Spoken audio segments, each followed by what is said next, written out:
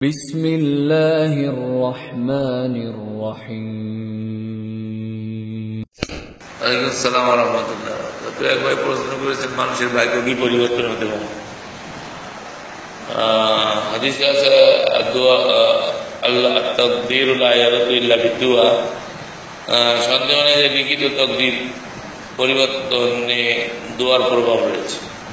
তবে জেনে রাখা দরকার পরিবর্তনটাও পূর্বে লেখা আছে যে দোয়ার মাধ্যমে অমুকের ভাগ্যের পরিবর্তন হবে।